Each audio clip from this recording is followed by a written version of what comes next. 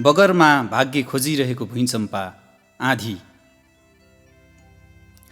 नीलो पहाड जस्तो, चकमन्न रात जस्तो, समय जस्तो बनेर सिङ्गो रात तर्सिने गरी रात रातभर हिँडिरह्यो अक्सर। घाम उदायो ओस्याइला चेपहरूबाट, आँधी भेहरीले लतारेको मलिन परिवेश अगाडि देख्यो। आकाश छुन तम्सेको उचाइ, नजिकै फुलिरहेथे कलेजी फुलहरू सुस्त सुस्त। ठुलो गेट, ठुलो कम्पाउन्ड, ठुलो बङ्गाला, सिंहदरबार जस्तो रहेछ। ठुलै वैचारिक जमघट थियो गेट अगाडि मान्छेहरूको। कसैले भने यो विरोध सभा हो, कसैले भने यो शासक सचेतनामूलक खुला कवि गोष्ठी हो। नराम्ररी रन्थनियो सम्झ्यो अक्सरले अलि अघिको राष्ट्रिय कवि गोष्ठी। प्राकृतिक प्रकोप, निलम हराएको छेड र आफै खण्डहर बनेको अदृश्य घाउ। पालो नआउला कि भन्ने आशंकाको भुमरीले भिडको केन्द्रमै पुर्यायो अक्सरलाई। केही बोल्ने भाषा बतायो चञ्चल चेहराले, कसैले थमाइदियो माइक अक्सरकै हातमा। त्यति नै बेला मदानी फुलको झ्याङमा आफ्नै भाषामा कराएर भुर्र उड्यो काग। कसैले पनि ध्यान दिएनन् त्यतातिर। बोल्न थाल्यो अक्सरले कवितामय पीडा, ढुङ्गाहरूले मात्रै चोट सहँदैनन्। झिसमिस उज्यालो नहुँदै घाम भिउजनुभन्दा पनि पहिले तिमी मेरो स्वप्नवत बैंसको आँगनमा आयौ र मेरो आँखाको तलाउ छचल्किने गरी ढुङ्गा हान्यौ। मैले रहर झैँ पोखिएको आफ्नै आँखाको डिल हेरिरहेँ। तिमी चुपचाप अघिकै बाटो फर्कियौ। आकाश अलिकति ओर्लिएको थियो, धरती अलिकति उक्लिएको थियो। जीवनको गीत गाउँदै पखेटामा देश बोकेर उडिरहेथे चराहरू। छेउमा एक तमासले जमिरहेथ्यो दुःखको फेवाताल। दुःखकै मलम लगाएर घाउको हस्ताक्षर गरिरहेथे पहाडहरू। अनुमानमा मध्यान्हको 12 बजेको हुनुपर्छ। तिमी फेरि मेरो रङ उइलिएको फुलबारीमा आयौ र मेरो मुटुको झ्याल भत्किने गरी चिच्चाएर गयौ। मैले केही भनिनँ। साँझपख क्षितिजमा टल्किरहेको घामको रातो छाया हेरेर गाईबस्तुका बथानसँगै जङ्गलबाट गाउँ फर्कँदै थिए गोठालाहरू। ग्यास्ट्रिकको ओखती खाँदा खाँदा आफै ग्यास्ट्रिक बनेकी मेरी आमा चुलो चौको गर्दै थिइन्। मट्टीतेल नपाएकोले मन बालेर घर उज्यालो बनाउने तर्खरमा थिएँ म। तिमी ठिक त्यसै बेला उजाड भए पनि उदास नभएको मेरो घरको सङ्घारमा आयौ र मेरो मनको पिलपिलाउँदो टुकी निभ्ने गरी हकार्यौ। नाना थरीका शब्दहरू बटुलेर गाली गर्यौ। अनि मेरो रगत र पसिनाको रङ पोखिएको बाटो कुल्चाउँदै कुल्चाउँदै गयौ। त्यतिखेर पनि म हेरेको हेरै भएँ।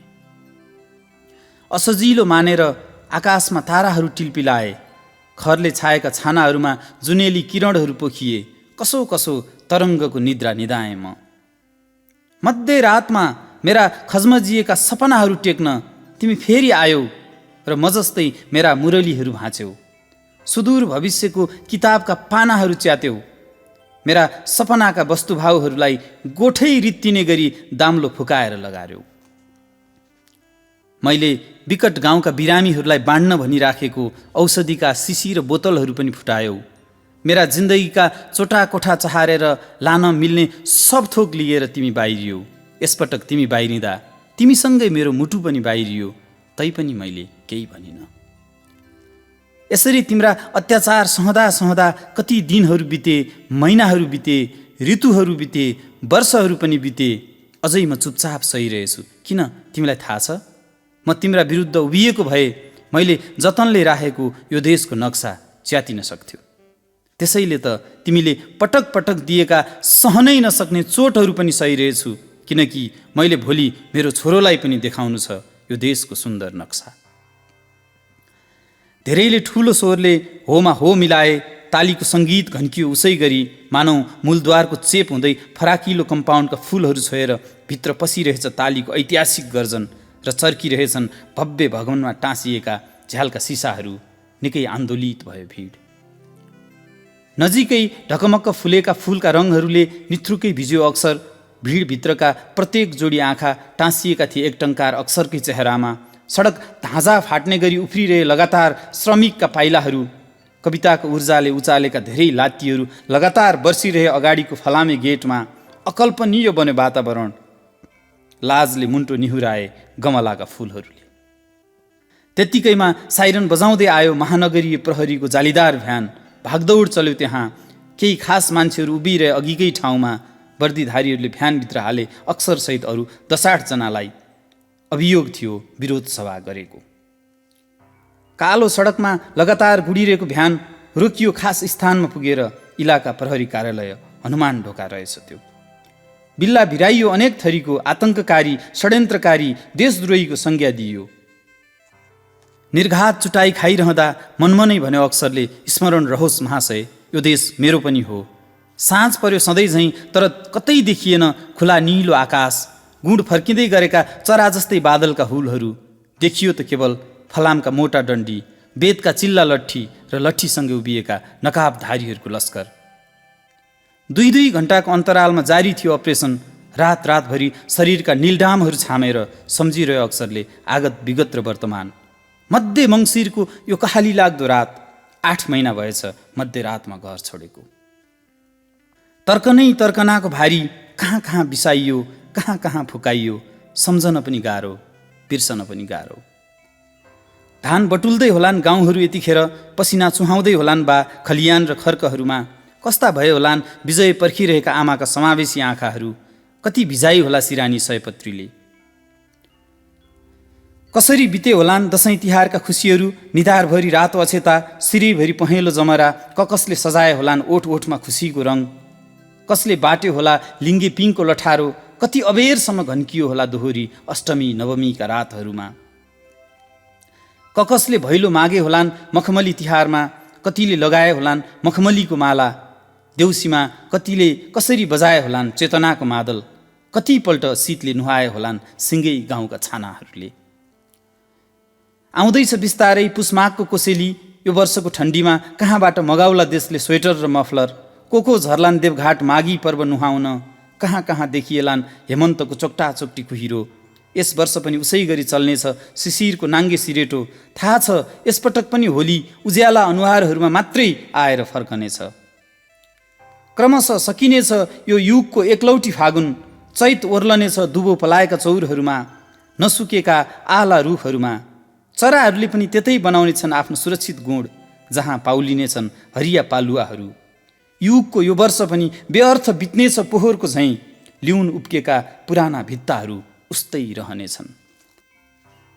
समयको छातीमा फेरिनेछ नयाँ पात्रो, उत्सव मनाइनेछ फेरि नयाँ वर्षको। अरूहरू पुष्पगुच्छा चढाएर स्वागत गर्नेछन् नयाँ वर्षलाई, हामी स्वागत गर्नेछौँ तप्प चढाएर आफ्नै आँसुको रगत। झिसमिस उज्यालो भयो, सुनिन थाल्यो मान्छेहरू बोलेको आवाज। अक्षरले आफै झस्किने गरी छाम्यो आफ्नो शरीरका ठुल्ठुला नीलडाम। भक्कानिएर आयो मन, रुन खोज्दै थियो, झट्ट सम्झ्यो बाबाले सम्झाएको छेड, बाबु रुवाईको गीत सुसेल्नु त हार्नु हो, जित्नका लागि तत्पर रहनु सधैँ सधैँ। धरतीमा बिहान हाम फालेपछि अभिभावकहरू आए, सँगै थुनामा परेका केही साथीहरूको छुटाएर लगे आफ्ना मानिस। आँधीले लासेको खण्डहर रुख जस्तै एक्लो भयो अक्षर। फेरि सुरु भयो शल्यक्रिया। गर्जिँदै भन्यो एक वर्दीधारीले, चर्की चर्की भाषण गर्ने तै होइनस्? मृत शरीरले झैँ चुपचाप सहिरह्यो अक्षरले वर्दीधारीको कर्णकटु आवाज र निर्मम बर्सिरहेको लट्ठीको प्रहार। एवं रीतले बित्दै गए दिनहरू। अक्षरलाई चौकीबाट पनि छोडिएन, म्याद थप्नका लागि अदालत पनि पुर्याइएन। पिटिँदा पिटिँदा पत्थर जस्तो बनिसकेको थियो अक्षरको शरीर। चोट सहिरह्यो उसले, तर देशलाई दुख्यो भनेर कहिल्यै पनि भनेन। मङ्सिर महिनाको घुर्मैलो अन्तिम साँझ छुट्टै कक्षमा लगियो उसलाई बयान लिनका लागि रहेछ। खाइलाग्दो शरीरको एक वर्दीधारीले सोध्यो, के नाम हो तिम्रो? अक्षर। कसले उक्सायो विरोध सभाका लागि? म अचानक पुगेँ त्यहाँ। किन लाग्यौ देशको विरुद्धमा? देशको पक्षमै छु म। के भन्न चाहन्छौ तिमी? यो देश मेरो पनि हो। के हो तिम्रो परिचय? म कवि हुँ। कसरी भन्न सक्छौ तिमी? म कवि हुँ। म कवितामा देश लेख्छु। को छन् संसारमा कवि? के लेखे कविहरूले? कुन परिवेशको बुई चढे भन्न सक्छौ कवितामा? कोसिस गर्छु। अक्षरले चारैतिर फैलायो आँखा। बन्द थियो कोठा। उसकै अगाडि थियो प्रश्न सोध्दै गरेको हाकिम जस्तै वर्दीधारी र छेउमा थियो उसलाई पल पल यातना दिने प्रहरी। अक्षरले सुरु गर्यो सेतो तुलमा सापटीका हरफहरू। मान्छेनिजम मार्जिनलताको साइबर्ग मेनिफेस्टोमा असङ्ख्य बिम्ब दर्शनका डिलै डिल हरिया बुर्दियार र मिसेल फुकोहरू। नीला ज्याक डेरिडा र जेमिसनहरू, सेता ओड्स्रोत र देवकोटाहरू, कलेजी गोविन्दराज र ऋषिराजहरू, मर्जमय डिजेका डान्स बिम्ब छुँदै, जेताङ खची छामेर अमर्यादित रित्तो भित्तो जाने धुनो, ए नुम खेरङ समसे, oh I see we are having much more things but digestive systems are plugged inside the cool pocket. एउटै मखमली थुङ्गामा चिपिएका छन् पत्रै पत्र। हिउँका सुकिला आँखाले बैजनी किल्ला भत्काएर हेर त, समेटेर विच्छेदित पत्रहरू फुलिरहेछ एउटै मखमली थुङ्गो, जहाँ एउटै घाम उदाउँछ पहेँलो, उही साझा क्रन्दन छ रुवाईको, तान्छन् एक अर्कालाई ब्युटिनेसका केस्राहरूले। किन लेखिएन चिसो घाम र तातो हिम नदीको कथा? अब लेखिनुपर्छ ठोस पानी र तरल आगोको इतिहास। Are you compact hill? No, I am intoxicated mountain. Whatever you are seeing, these are not rivers. It's lamentation of speech and spirit, stylish organism and simulation. आपका चेहरे में बकवास इंतजार की बहार नहीं है, किस्ती फिर भी डूबना पड़ेगा। ओ रविन्द्रनाथ, तिम्री गीताञ्जली पटुकी भरी कसेर साइबर बेसी झरेकी थिए युगिन खेतालासँग, छेलिएर ताडको बुढो रुखले चुमेकी थिए उत्याउला भन्ज्याङहरू, काफलका सुसेलीहरू, संस्मरणका यौगिक डायास्पोराहरू, सिउरिएर ब्ल्यू मिमोसा चुम्दै गई थवाङ र जलजला, कारगिल र फकल्यान्ड, बङ्गाल र वासिङटन। थाकेन आकाशगङ्गा, अजीर्ण सौर्यमण्डल, एपोलो र संशोधनशील नयाँ विज्ञान, अझै तमतमाए विपठनका ओठहरू, जो हर बहुलताको माइनोरिटीसँग चुम्दै अझ चुम्दै अजङ्ग क्यानभासका आवर्तमा खोपेर वर्गीकरणको नयाँ थिएटर खनिरहेछ ऐक्यबद्धताको अर्को जग, टुक्र्याउँदै यथास्थितिका सीमान्त महलहरू, च्यापेर बसेरे से दूर र मधुशाला, बोकेर गालिब, हरिवंश राय र सुमित्रा नन्दनहरू। थाहै नपाई गीताञ्जली बलिष्ठ गीताञ्जलमा अनुवाद भइछे। गीताञ्जली आगो चोर प्रमिथससँग होल नाइट ऐच्याएर मृदुल खुल्दुली, चेतन ऋतुको उपल्लो अङ्कमालमा सुस्तरी चुहाएछौ हिमाली गाजल, गुलाबी डिम्पल गालाको डिलै डिल, अपार आनन्दको अप्रत्याशित अधरमा के टाँस्यौ अरे, प्रमिथस आधा बाँचे, तिमी सिङ्गै बाँच्यौ। हेलो डम मोरे, you said never at home but we always at home. सुमसुम्याएर शरदका पाखा, जीवजीवे खोजको सुगन्धमा घरभित्रै युलिसिज र वार एन्ड पिसका कसिला निबुवा छाम्दा छाम्दै एउटा यस्तो क्रमहीन दिन आउनेछ जहाँ आफ्नै अत्यासको मलामीसँग सुदूर गोलार्ध पुग्नेछन् हाङयुग प्रकाश र धर्मेन्द्रहरू, विप्लव राजन र स्वप्निलहरू, मुक्त रङ र सृजनशील अराजकहरू। एन अर्डर इन डिसअर्डरका फाइलमा पुनः पर्खिनु पर्नेछ क्षितिज र हाचेकालीहरूले समचेतनाको अर्को साँझ। आगो ओकलेर पाइला पाइलामा सगरमाथा ठड्याउनेहरूले इकोलोजीको हाँडी गाउँमा माग तटाएर जरुर भुट्नुपर्छ जुनेलो मकै। ध्वाँसे टुँडी खेलको स्थानिक पाउमा बन्दै रहेछ एउटा मिश्रित घर, गुराँसको पत्रमा धर्का छाम्ने अभि माधव र कृष्णहरिहरू, रमेश निनु र घनश्यामहरू, भिक्टोरियाको भित्तो जस्तै जगमगाउँदो नेपाल फुलाउने सुनौला आकाङ्क्षाका भिक्टरहरू, मडी रोपेर फुलेका मदन र कमलहरू, छेउमा धरहराको इन्फिनिट टुप्पो, सङ्ग्रौला धरावासी र नयाँ गरेका ज्वलन्त कल्पित मसी, यात्री र फुच्चे रोबोट, सलाई चोरेर भागेको निखर सेतो बाल सुलभ पदचाप, अनि कोपिलाउँदो अर्को देशान्तर। शब्द घरका इँटाभित्र चाइनिज मलम, इन्डियन इन्जेक्सन, अमेरिकन अवसराइजेसन, इराकी इसारा घुमाउरो, नगरकोटीका नगरभरि छरिएका कुमार जुलुस, हतियार बिनाको, आन्दोलन बिनाको स्वच्छन्द भिडियो, ट्रान्जिस्टर अश्रुमालीको अजुलीभरिको जुनकिरी। मुर्गी नै बासे छेले भालो आछे न, बाउसे बिमलका खुर च्यातिँदा रगत चुहाइरहेछन् तुलसी मन्जुल र मन्जिलहरू। ए बल्लभहरू हो, जरुर ठम्याउनु छ सहरको साँगुरो किनाराबाट आगाका फुलहरू, फ्राँसुवाका फालीहरू। रत्न घामको जल्लाद काली क्षेत्रले पहाडदेखि पहाडसम्म ओह्रालेको टुँडी खेल, युग चिथोर्दै निर्माणाधीन अपरम्परित घर, गौँथलीको विमर्श गुणमा दुध कटुवा चामे बचेराहरू, कठपुतली बिउझाउने इन्द्रहरू, विनोदीय ध्रुवका आभा उजिल्याउने भानुभक्तीय लेखनाथका भुपी बादलहरू, मल्टी इन्डेक्स भोटो फटाएका बालकृष्ण जगदीशहरू। क्या चार्म छ न्यू इन्भेस्टिगेसनका मोहन मदन र उपेन्द्रहरूको। रिइन्टरप्रिटेसनका फित्क्यौली अभावभित्रै बुन्नु छ एउटा सगोल चस्मा, अनि हेर्नु छ टुँडी खेलको छातीमै उभिएको शब्द कोपिलाको अग्लो महल। बोकेर भिक्षुको 8 महिने नासो, रुचिकर आगत पर्खिरहेकी गुणकेशरी अनि इथर च्यापेर पागल बस्तीमा तरुनी खेती गर्ने सरु भक्त र अरू भक्तसँग हिजै भेट भयो थियो अक्षरका कौशीहरूमा, जहाँ रोमको फूल र प्यारिसको काँडा कुल्चेका बाङ्देलहरू, इन्द्रावतीमा वितत अचेट बगाएका विकल, द ह्युमन विस्टको रेलवे हुँदै कुदेका म्याडम बोभारी र सूर्यदानका सपनाहरू, काँचको जिन्दगी थचारिरहेका हरिभक्तहरू, एब्स्ट्र्याक्ट चिन्तनको शङ्कर खलियानमा नेचुरालिजमको मपासा किसानहरू अजीब रेखाका इम्प्रेसिभ खेल खेलिरहेथे। ब्राग गोगे र पिकासोहरू सापटी दिँदै थिए आँखाका गुच्चा, गग मारिरहेथ्यो आफैलाई गुच्चा गोलीहरूले, सर्लक्क जलेर आफू कलात्मक संसार बिउजाउने क्या गजबको खेल गग र सिजानहरूको। इन्सोमेनियाका बिरामी झैँ अनकन्टार बहुलट्ठी रातमा दुखिरहे विश्वेश्वर गोविन्द र इल्याहरू, नारायण राजुबाबु र मनोज बाबुहरू, भैरव हरिहर र ताराकान्तहरू, मसान घाटको एकलास चितामा प्रेमिल गङ्गाको गाई चराउने गोपालहरू, सडक प्यारासाइटका अशेष र तरल जीवनका तरल विनयहरू, दिग्विजयको समयहीन सन्नाटामा जिउँदो लास कोर्ने विजयहरू, उज्यालो बाटो पर्खिरहने कृष्णभूषण र चन्द्रागिरीलाई लाल सलाम ठोक्ने अविचलित कृष्णसेनहरू। दुखाइको अर्थ सापेक्ष एउटै युद्ध थियो अक्षरहरूको। अक्षरकै सिरानीमा दुखे अग्ला पर्वत चढ्ने काइलाहरू, काली गण्डकी झैँ यौवन बगाउने घिमिरेहरू, सौगात सुम्पेका बलरामहरू, मुस्कानका ममिलाहरू, शब्दकुसुमका भोजमा के सारो शरीक श्रवण भूपाल, तीर्थ र बुलु, सिमसिमे झरी उराल्ने श्री पुरुष बाबुराम र रमणहरू, किशोर भएका नकुल प्रहलाद र अस्मिता खोज्ने जीवनाथहरू, श्यामल पाखाभरि फुलेका वंशी बानिरा र शैलेन्द्र फुल, अझै उस्तै छ फुलको लास सिरानीमा, त्यहीँ चुहाउँदैछन् अक्षरका आँसु तप्प तप्प जङ्गल रेखाका वैजयन्तीहरू।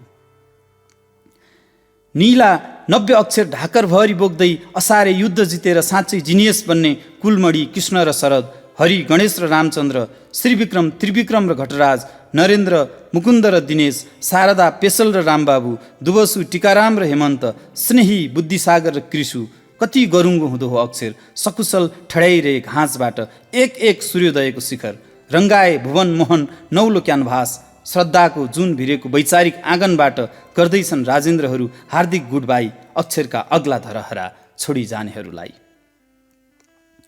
मिनेट गन झैँ गुन्जाउँदैछन् मोदनाथहरू खाँटी मानवको तीर्थ ओकालत, बुट्टेदार संस्कारको सांस्कृतिक बगैँचाभित्र असङ्ख्य जलाधारका पुष्पबिम्बका शार्दुल आँखा खोजिरहेछन् सत्यमोहन।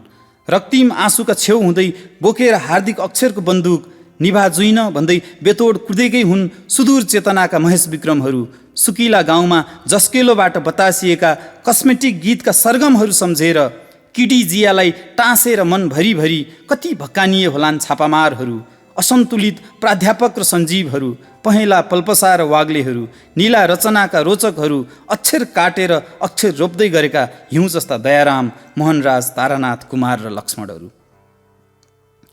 जीवनहीन छौँ जीवनवान ठान्छौँ, भाषाहीन छौँ भाषावान ठान्छौँ, कहाँ छ धर्के लेखान्तको स्वर्णिम अस्तित्व।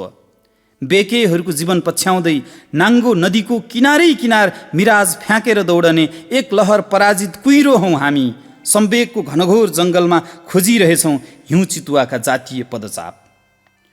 ऊन नुन र सुनको आभ्यासिक क्रय विक्रयका लागि बुढाएर जुनेली जुलुम बजार गएकी हाम्री हजुरआमा, सँगै मुस्किलले झुन्डिएको मेरो ललिपपको स्वादिष्ट रङ्गीन जिब्रो, कालो सर्पले घस्यौटे बाटो काटेपछि धार्मिक सर्पे बाटोलाई गुडुल्क्याएर मानसिक त्रासको झिल्काले फर्कियो थियो बिचै बाटो फरक्क।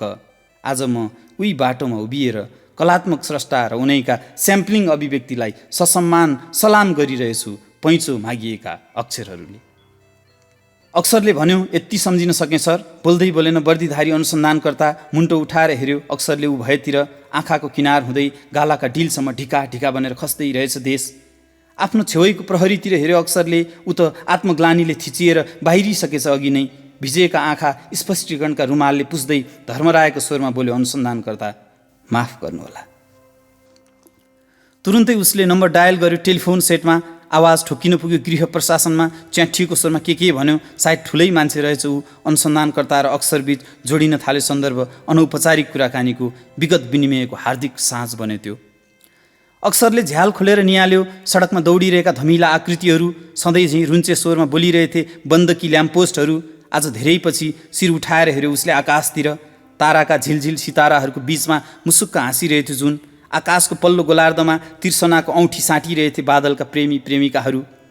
व्यस्त सडक मध्यरातमा झैँ खाली भयो एकैछिनमा। हेर्दा हेर्दै झिमझिम बत्ती बालेर साइरन बजाउँदै आए केही मोटरहरू रोकिए भवनको तल पार्किङ साइडमा। घर्याक्क उगारियो ढोका। आगमन भयो शिष्ट विशिष्ट व्यक्तिहरूको। जुरुक्क उठेर सलाम गर्यो वर्दीधारीले। नमस्कार चढायो अक्षरले। उनी कोही रहेछन्। छेउमा उभिएका अर्का शिष्ट व्यक्तिले उनैको हातमा थमाइदिए बास्नादार रङ्गी बिरङ्गी फुलहरूको ऐतिहासिक माला। माला लिएर सरासर अघि बढे उनी र पहिराइदिए अक्षरको गलामा। झरनाहरूले झैँ हात मिलाए, चिठ्ठीहरूले झैँ अङ्कमाल गरे र भने, यो देशको सपना तपाईँ र तपाईँ जस्ताहरूको अविचलित काँधमा छ। बाहिर निस्किए उनी। उनीसँगै बाहिरिए अन्य शिष्ट व्यक्तित्वहरू। वर्दीधारीले भन्यो, अब तपाईँ जान सक्नुहुन्छ।